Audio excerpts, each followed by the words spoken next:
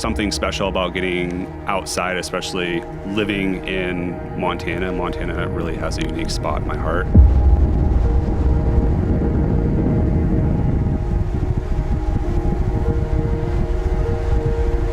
I think one of the most unique things about getting outside and going on these adventures is that with each trip, each location, every spot is always constantly changing.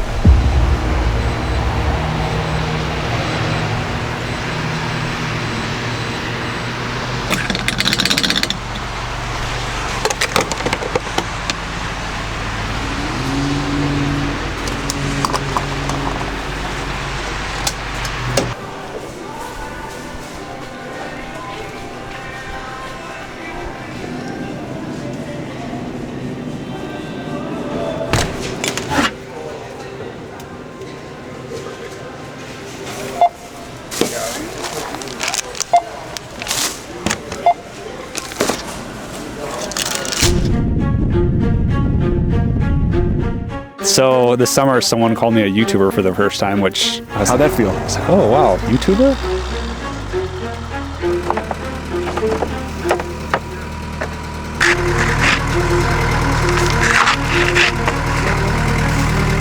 I've called other people YouTubers, but I've never heard myself called YouTuber, so that was a little bit different, but I kind of embraced that a little bit. Maybe I'm an influencer. Yeah. I influence people to maybe buy products, also get out there and explore.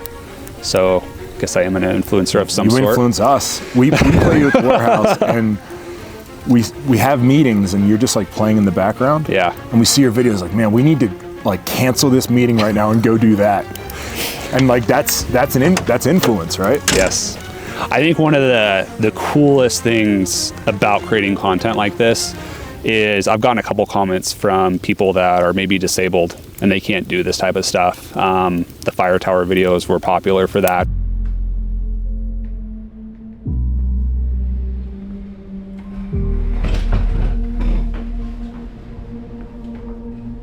The fire tower video specifically was one that really excelled the channel. The video actually started off performing fairly poorly and was almost a situation where I was going to delete that video.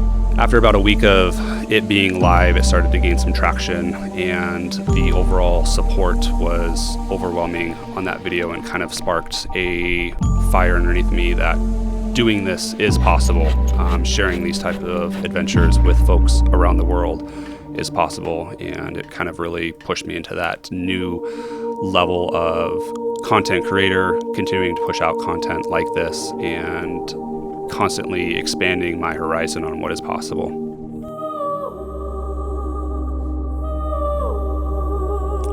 The fire tower video definitely opened up my eyes to what could be and also what is possible on a platform like YouTube. Possibilities are out there. We honestly just have to start chasing them.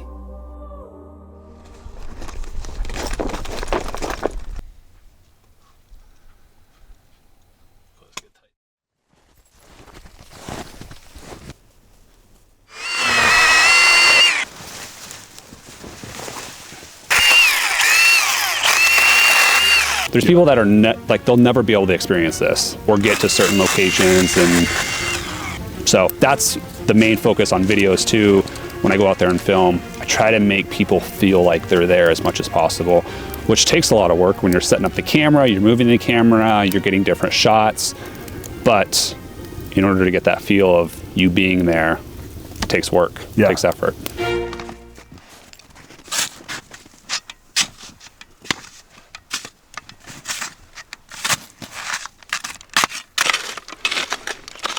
When I watch your videos, I realize, like, so if he's getting a log from down there and there's 6 different angles, I'm like, that shot took so long, but when you're a one-man crew and you're out here by yourself, like, that's how you have to do it. Easily can get 8,000 to 12,000 steps in a video. Just walking back and forth, getting firewood, different angles, all of that. Yeah. So yeah, it's I feel like in 2020, the appreciation for the outdoors, like when everybody was confined inside or whatever, or working from home, I feel like that's when this world really sort of exploded. Yeah. And a lot of people got a love for it. But have since gone back to normal lives, Yep. but maybe haven't lost the love for it.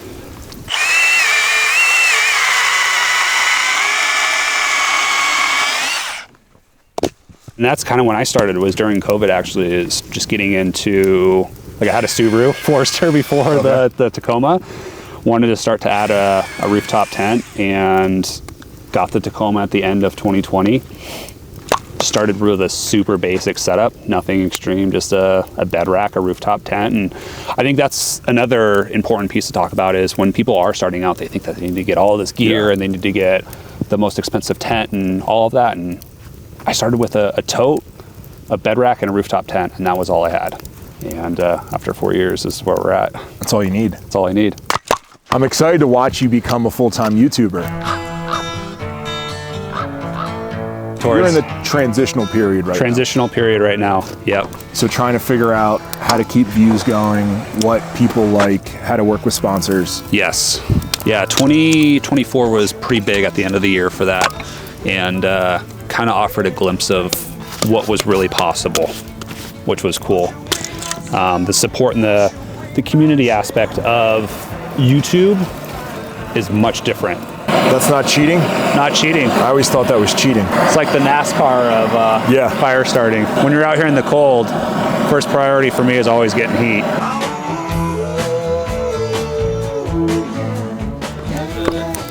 You're also known as the cooking guy, I think. I am a little bit, yes.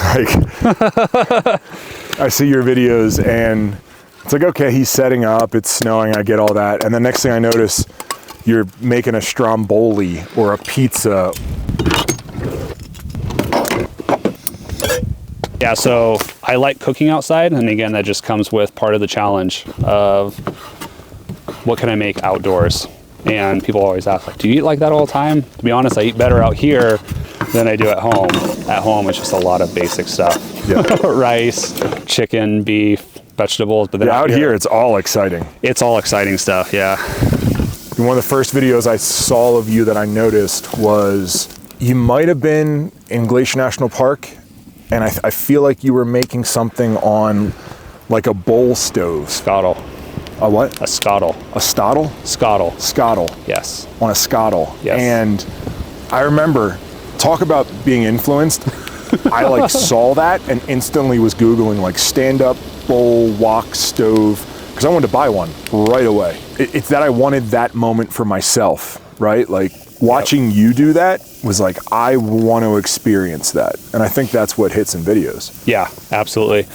And the other thing about influencing and like getting product and stuff that I always tell people is building a truck out like this. I think it's really important to disclose what you get for free, what's a paid advertisement. Because when I got started into this too, I would see a truck like this and make, man, I wanna build something like that. But maybe that person that I'm trying to follow got a lot of that stuff for free or was a sponsorship. So I think when people are starting out with building something like this or getting products or looking to see what they need for camping, I would say, hey, just like go out there, experience it.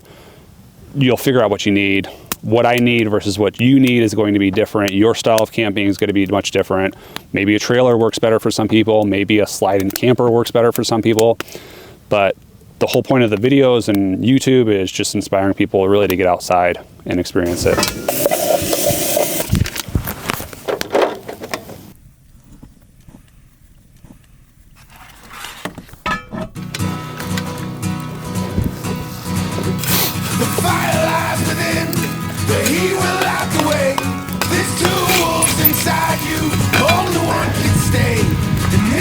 And see, when you do this, I don't even have to trim my eyebrows because this does it for me. Wait, are we supposed to trim our eyebrows? And if you feed the light, there's no limit to your day.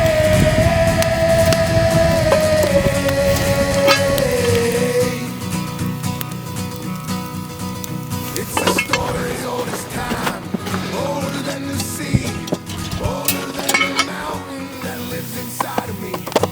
What is your... All right.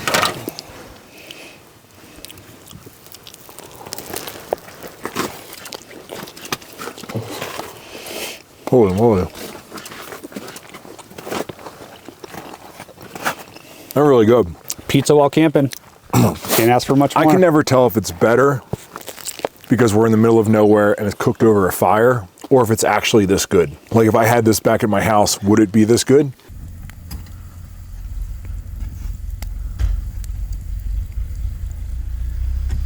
I think the most satisfying thing for me, especially with uploading and just capturing videos, is potentially getting that angle that maybe not a lot of people are able to see. So whether it's with a drone shot, a different angle with different lighting that makes a scene just pop, that is where true excitement starts to arise.